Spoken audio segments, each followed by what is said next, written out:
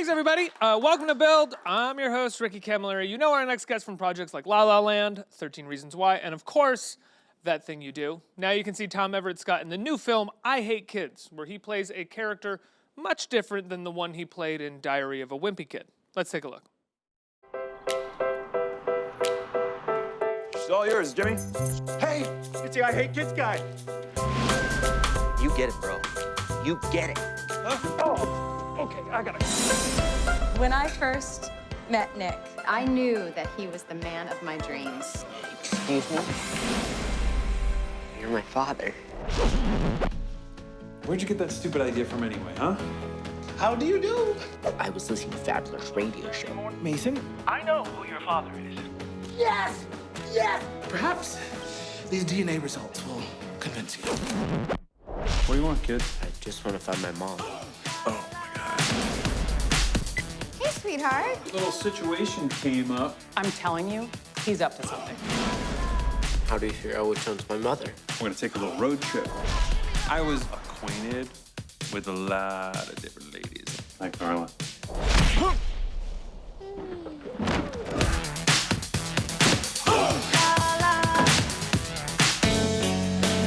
Why do you hate kids? It's not so much that I hate them, they hate me. I don't hate you. So he has a lot of exes. And he may have some illegitimate children you don't know about, but still, you two belong together.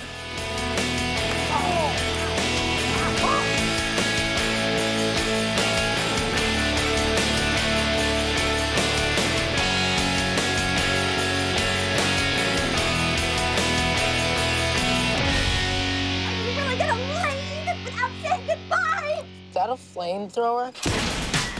Everybody, please welcome Tom Everett Scott. Hey. Thanks so much for being here, Tom. It's nice to have you here. Thanks for having me. Congratulations on the movie. Thank you. This is a very different character than I think we're used to you playing. Somebody who hates kids? Somebody who hates kids, but also you're generally the nice guy. Since the beginning, you've been the nice guy. That's true. That's true. And I was attracted to that in the script. This character goes through a change. He starts off as not necessarily not nice, Prickly. but prickly. Yeah. Is set in his ways, is pretty determined that he will live a life happily with his fiance, but without kids. And then he, of course, meets his kid that he didn't know about. And then he goes on this road trip, and that changes for him. Yeah, he's not like he's not the kind of character who says the things that some of us want to say but don't say. He's not a mean guy or anything. Right. But I'd imagine there was something a little liberating about playing someone who is a bit more set in his ways and doesn't feel like he has to please everybody. Yes, it was. It was, and it certainly helped a lot of the comedy, a lot of the jokes set up with the adversarial nature of this relationship between Titus and me. And I think I looked to Steve Martin's performance in Planes, Trains, and Automobiles, to go, from one guy who felt a certain way to the end, as a way to play it was prickly, as you said. What was it like working with Titus? He's great. He's just such an amazing performer, and comes to the project with so many great ideas of how he wants to play it, and they all worked out wonderfully. Julian was also fantastic. Julian Feder is a really great kid, and he's just like so naturally, fun and awkward, and it all worked out great. Well, he shows up and he's funny. He doesn't have to talk, and That's he's, right. he's funny right away. Yeah, Yeah. exactly. It's this piece of tape right there. That's what makes him really funny. How did you get involved with the project? I was sent the script. I was offered the job. I met with John Asher, the director, and Frank Dietz, the writer, and I just responded to the material. I really just wanted to do this road trip movie. I liked the character. I liked the arc that he took. It was about him starting off very put together and then just slowly unraveling and getting into who he really is and kind of finding his own, his self and his heart in this movie. And now this movie is kind of coming out right alongside the new season of I'm Sorry, which just came out, which is a character I think more in line with the Tom Everett Scott. Right. It's like it's a Tom Everett Scott character. It really is. That's right. It really is. It's me. I'm playing myself. really? Yes. If I wasn't able to pull off dad, husband, I probably should stop acting. Well, I think I interviewed Andrea, and she said that it's pretty much based on her husband, and that she calls her husband, I think, Saint Jeremiah because he's a saint. So in a lot of ways, she was saying that you are just this. You're such a nice guy that you're a saint. I'm as well. saintly. Yeah. Okay. Do you think that you're saintly? I love that she said that. Potentially said that about me. She did. Ah, well. Version of that. Great. Yeah, we get along great. She wrote me this beautiful letter asking me to play her husband on her TV show. And at the time, it was just this pilot, that True had picked up for a series. And I just read the first episode, and it made me laugh so hard. And I have lived this life. I have a very funny wife, and we have kids. And it was just all of it was ringing true. And I just wanted to work with Andrea so badly. How old are your kids? Mine are 18 and 14. Oh, 18 So and 14. so much wow. older than the kid on the show, but at one point they were that age. They did Have they seen this? numerically age. They have not seen this yet. Well, 18 and 14 is kind of the age where they don't really watch her stuff anymore. I feel. They don't know what I do for a living. Yeah. An actor or something? I don't know. It's not until like one of their friends goes, "Oh, your dad was in this thing that I just saw," and then my kids kind of look at me like, "Oh yeah, yeah, that's what he does."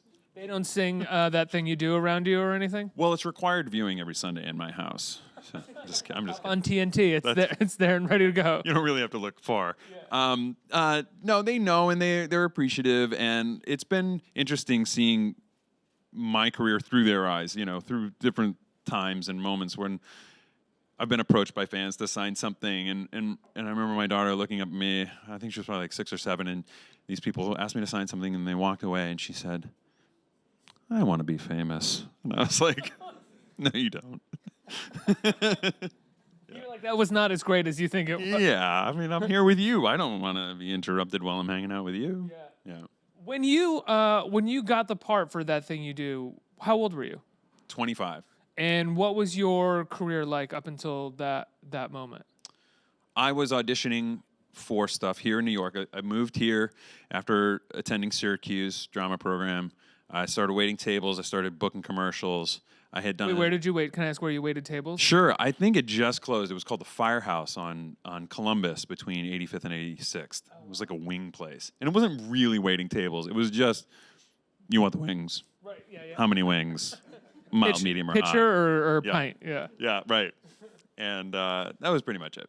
Yeah. But then my first job as an actor was a McDonald's commercial. I had to take a bite of a burger, take a bite of a fry, and they were like, "Do you want the spit bucket?" And I was like, "No, I love McDonald's."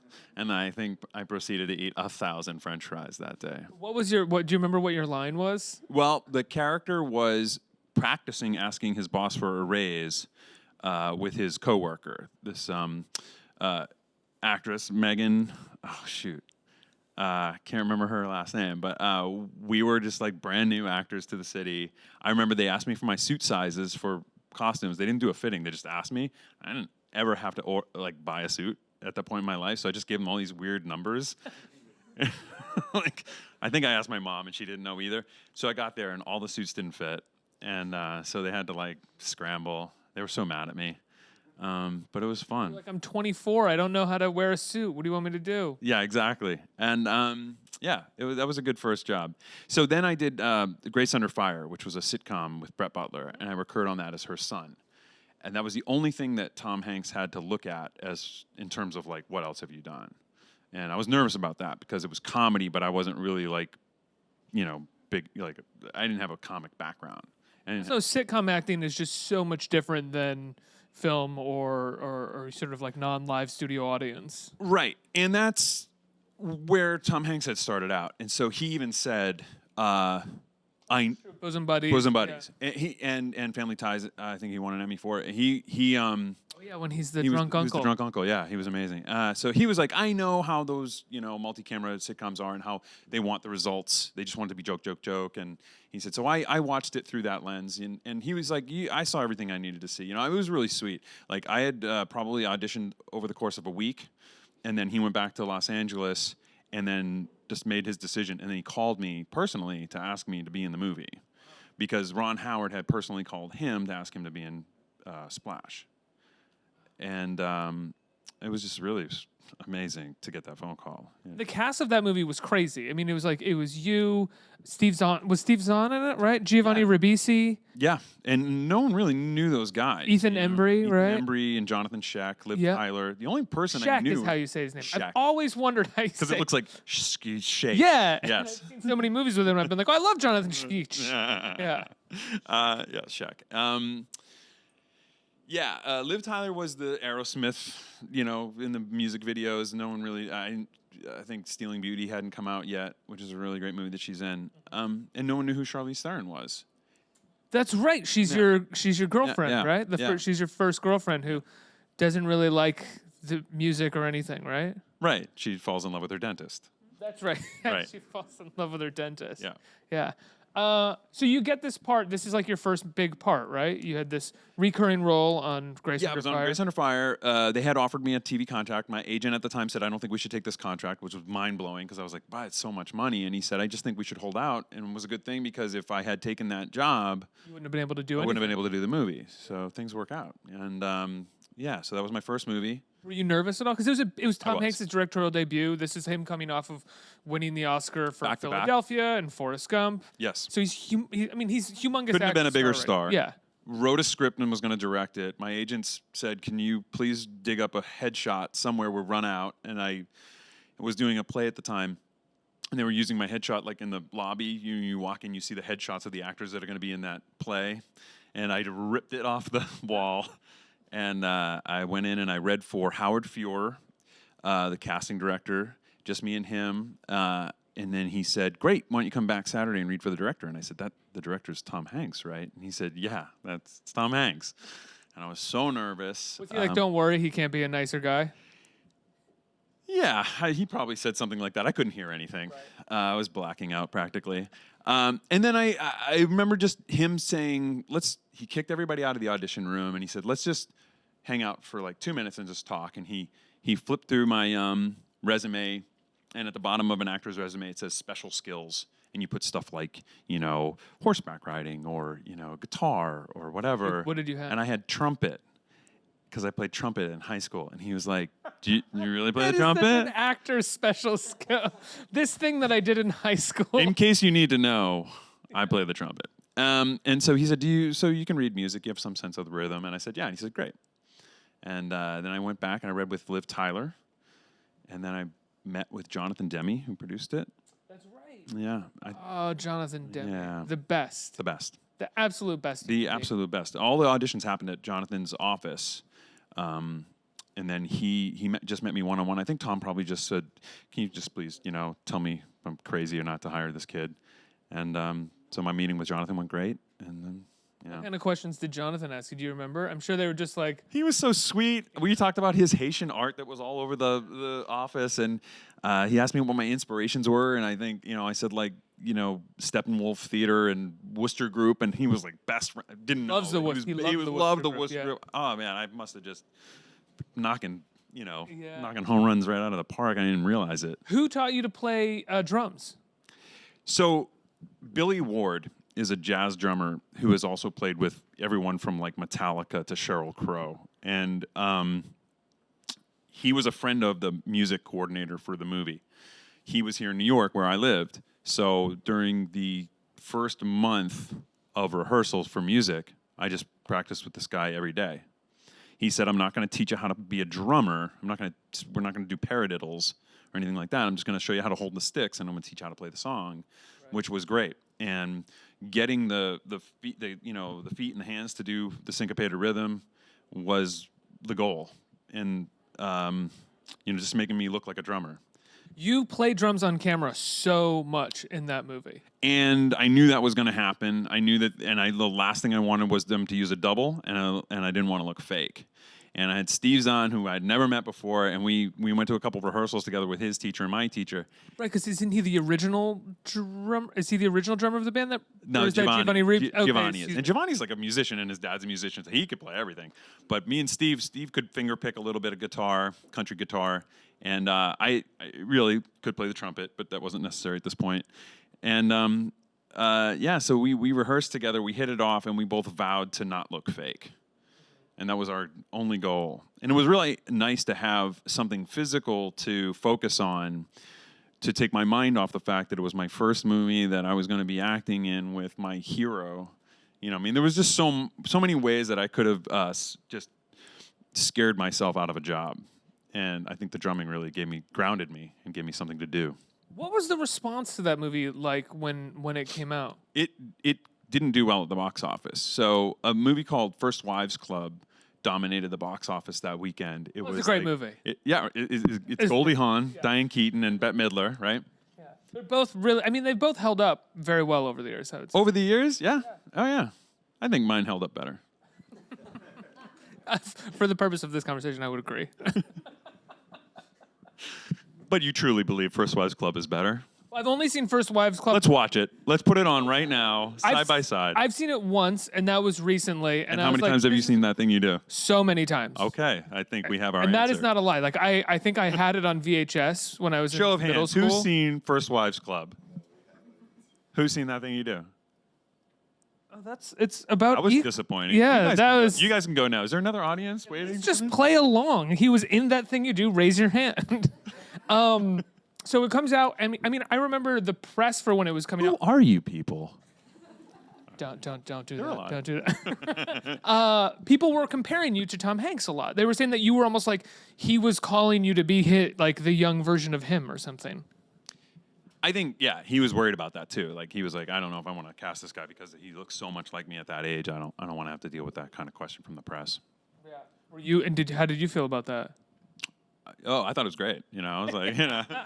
You're like, absolutely, I am the young Tom Hanks. Yeah, Thank you. Yeah, I don't mind looking like Tom Hanks. That's great. Yeah. And you were in La La Land a couple of years ago. Yeah, that's right. So Damien Chazelle was looking for somebody to play that last, you know, did you say I was the most hated guy in the world? I didn't say that. Did you say that? Wait, when would I have even said that? I heard somebody say that. It's like at the end of that, I know, right? At the end of that movie, everyone wants her to be with Ryan Gosling, and then I show up. Yeah. So people literally booing me, you know, like, no. I was excited to get that job. Absolutely. Damien is a big fan of That Thing You Do. He was looking for somebody who, when you see that part of the movie, you don't feel like Emma Stone's with a bad guy. You're happy for her, and so he thought that I would be perfect for that. He thought if my face came on screen, which is a huge compliment. Yeah, but that's absolutely true. Right. Then you're just like, oh, great, she's with him. Good. Right. Yeah. It didn't work out perfectly for Ryan, but at least she's happy and she's happy. got a supportive husband. She's with Shades. Shades is cool. Yeah. Yeah. What? Do you find you get cast as that part often? I think it's hard to not, you know, I get this a lot. Like if I'm going to play a character that's slightly evil even, they'll say, but that's okay because the audience is still like you. You know, like you're going to play this bad guy, but we need them to not completely hate you. When have you played a bad guy? A bad guy? I was like, here and there, probably in stuff that you wouldn't even know. But I was like the bad guy on Law and Order. I was the governor who got into all kinds of trouble and like, you know. Oh, that makes sense for you as well. That's a great cast. That's great casting for you. Yeah. Right. Except that I look way too young to be like, or when I did play that part, I looked too young to be a politician. I remember walking to set and somebody from the crew like looked up and they went, "Oh, we have a young governor." I was like, yeah. How often do people sing That Thing You Do to you? Like on the street? Do you still get it a lot? I mean, I get a lot of people who are fans of the movie, for sure. A lot of people on social media will, like, you know, reach out and say how much they like the movie. But luckily, no one's really praising singing enough. it. Yeah. No one's singing it to me. But every once in a while, I'll walk into a store and the music will change over to That Thing You Do. And I'll be like, oh, and I'll look over and they'll be behind the counter like sorry, you know, I had to put it on. But sometimes it's a good song. It's too. a great song. It's a Chris Cunningham. That's great. Right. Isn't it Chris Cunningham, right, from Fountains of Wayne? No, Adam Schlesinger. Oh, from Fountains of Wayne. Fountains of Wayne. Yes, excuse me. Chris Cunningham is a different guy from Fountains of Wayne, I believe. Okay, I don't know all of them. But yes, it is the guy from Fountains of Wayne, Adam Schlesinger. He wrote that song. They had something like 300 demos of that song. I think Tom wrote a version of it that they were hoping to use, but the one that we wound up using just proved to be the best one. Right. Yeah.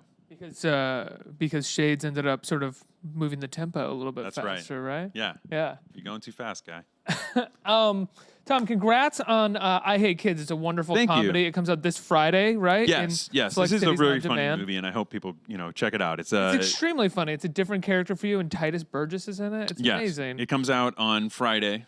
It'll be available on demand, but it'll also be in select cities. And I Am Sorry is on TruTV right now. What night That's right. is that? You can watch season 1 in its entirety on Netflix. Right. There it is. And that's Andrea Savage, who wrote the show and is the star, and I play her. Directs some of it as well. She directs some of it as well. She is awesome. And season 2 just premiered on True. Amazing. Yeah. Tom Everett Scott, everybody, let's hear it. Thanks.